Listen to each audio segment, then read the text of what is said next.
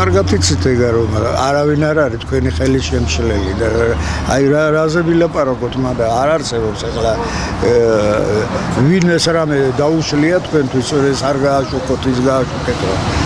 რა ვიცი, მე მაგას ვერ ავგრძნობ და ძალიან კარგი რომ ეს თავისუფლება გააქვთ. გააჩნია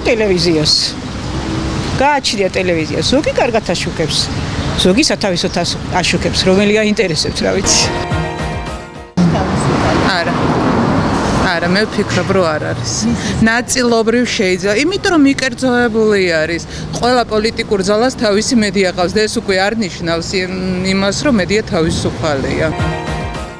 გააჩნია ხო ზოგი ობიექტურია, ზოგი ის ალბათ ეგეთი სამსახურია და ეგრეა საჭირო.